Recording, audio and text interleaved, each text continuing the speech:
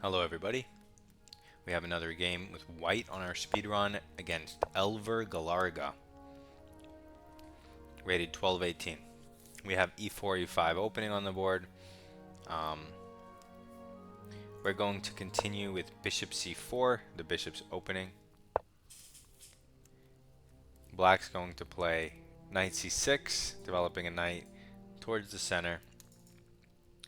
We're going to do the same thing, develop our queen's knight towards the center. Black develops his second knight towards the center. Normal stuff. We just go d3, solidify our center, open up our bishop. Black develops his bishop, prepares castling, pins our knight. Solid moves. We're just going to play f4, attack this pawn, get ready to put our knight behind it, and castle. Black goes d6. This opens up his bishop. Now, I don't want to let Black develop his bishop and have nice squares for all of his pieces.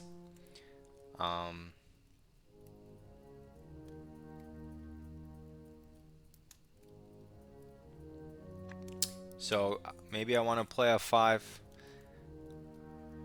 You could also play knight e2. That looks reasonable as well. Which one do I want in this game?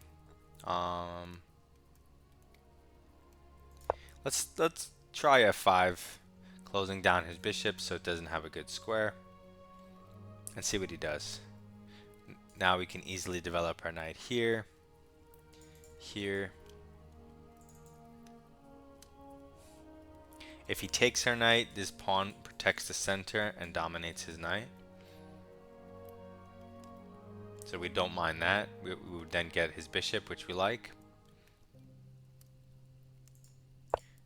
Okay, so now he plays this very slow move a6 with the idea of b5 attacking our bishop. I don't mind seeing slow ideas. What do we want to do?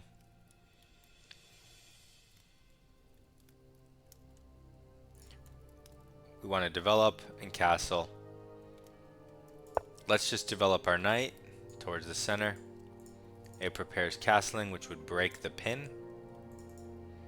And then we have this idea of pinning his knight with extra pressure. So he plays b5 as we thought, hitting our bishop. So there are no sacks. We should move the bishop. Let's go back. If you go forward, he can take it with his knight. No reason to give him that for no reason. But he might try to push and trap it, but he doesn't. He takes the knight. With check, we take back. Now we have the bishop pair and this nice pawn. Black tries to improve his knight.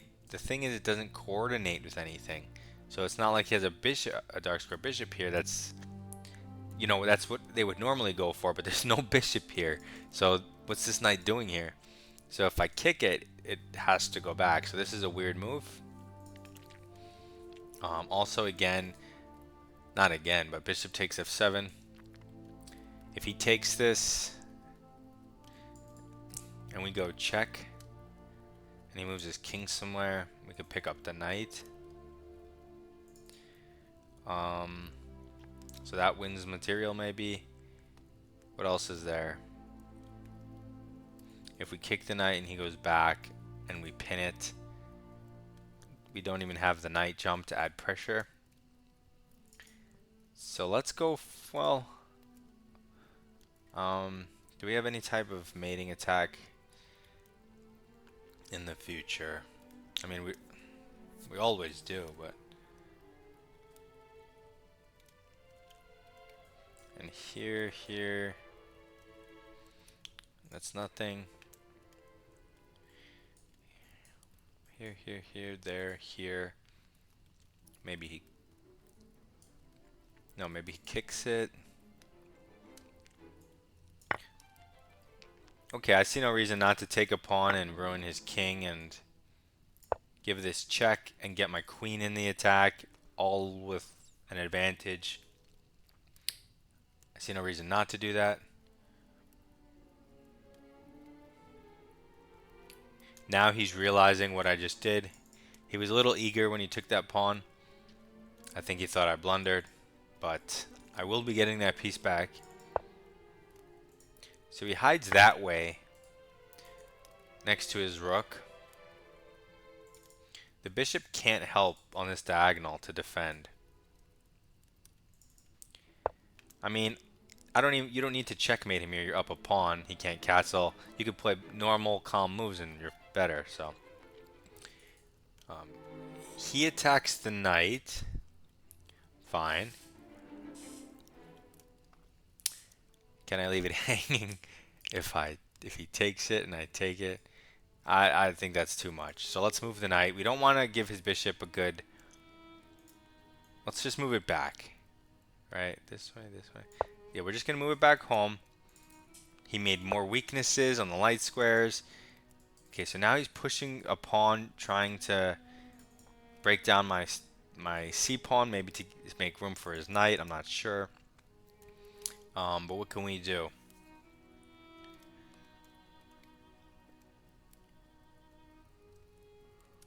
What do we want to do?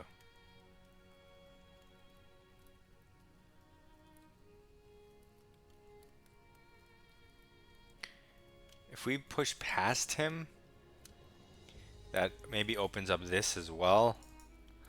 Not sure about that one. We have stuff like this, but there's no reason to like let him take and then jump his knight here, per se. Not that that's a big problem. We just can castle him. Maybe we just castle.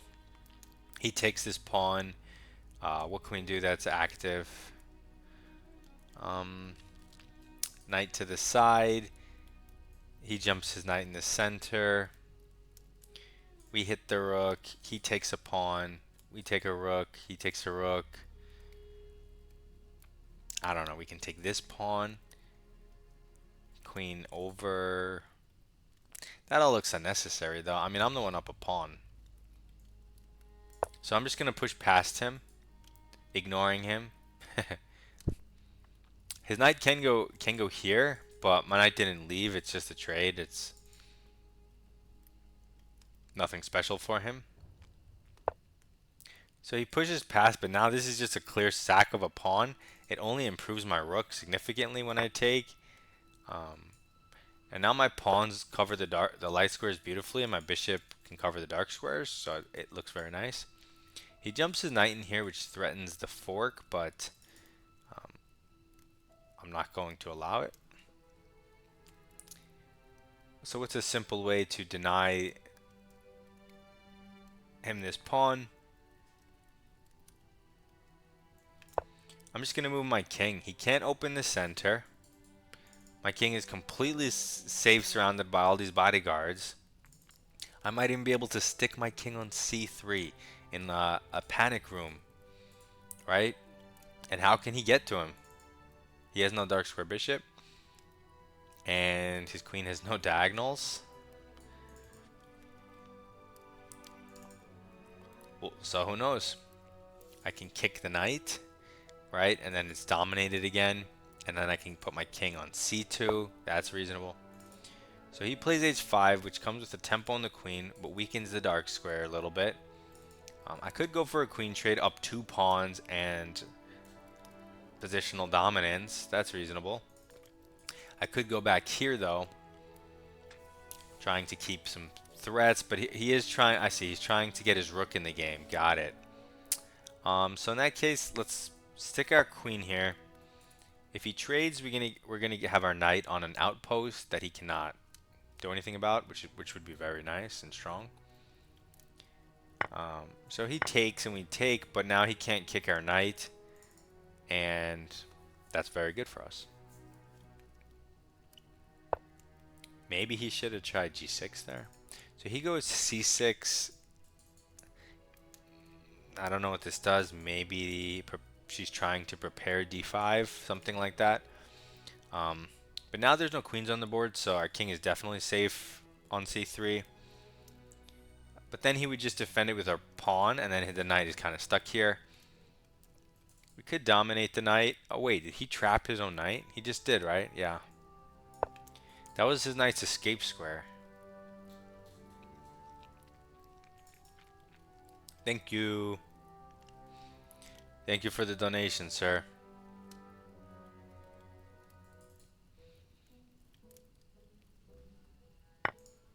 So he takes a pawn, but we take a piece. So that's good for us. Now he's just throwing things in the center. This cannot work. Now we're going to develop our rook to a really cool square. We have less than 3 minutes. We just need to get our other rook in the game. Rooks are very powerful in the endgame. He takes a pawn. If we centralize our king and he gives us a check, I mean, okay, let's be more modest. Let's take with the knight and let's hide our king somewhere else. He takes here trying to give us problems, but let's hit that bishop while picking up material. He could throw in a check. We can simply move,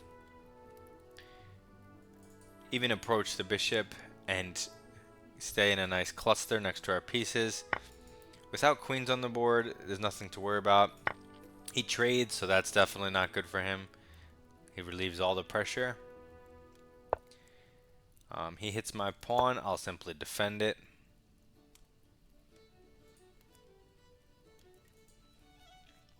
Wait, did I just blunder this pawn? How do I defend this pawn? Whoops. Whatever. We bring our other rook in the game. He takes a pawn. We block it. Now look at this construction. We have a bishop. We can give a check and take a rook at any time. He goes for our bishop. We'll just... whatever, we'll move it. He's going to probably go for the pawns next, I assume.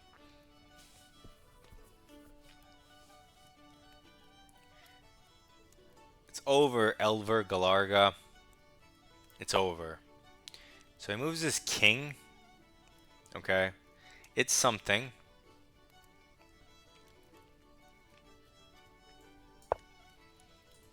I'm going to just try to open lines towards the king so I can pester him. You could push the pawn. You could do a lot of things. I'm going to again push the pawn to try to pester his king. So let's do that. Let's take the pawn and let's give this check, because in this case he loses the rook. So I almost traded rooks because I know it's a winning endgame, but I stopped for 1 second just to get the tactic. He gives a check, but I can move my king wherever I like. There's no threats.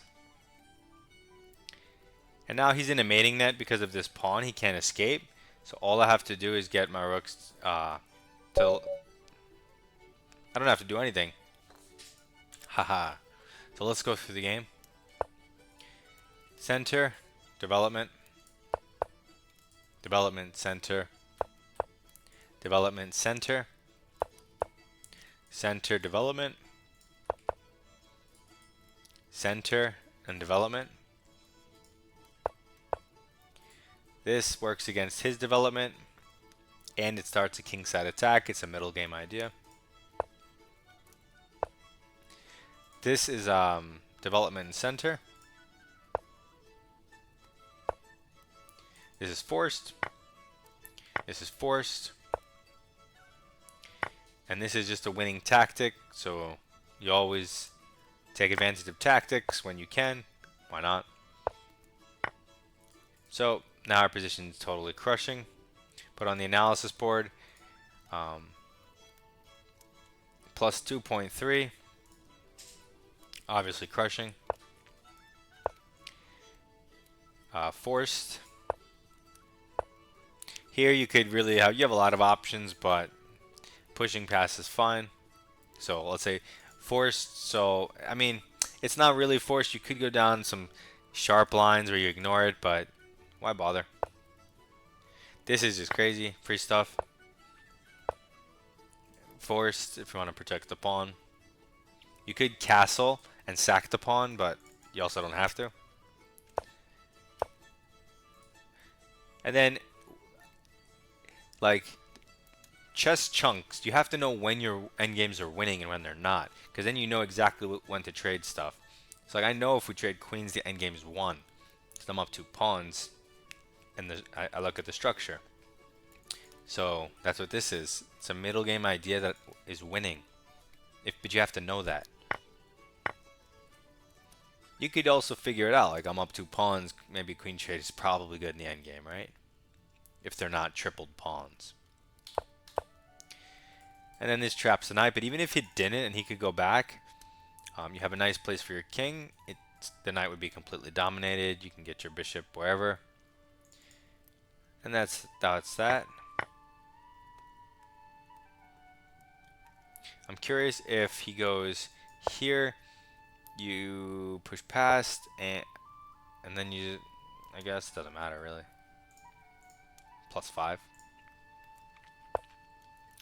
And the game's over, so I mean, that's the end of that.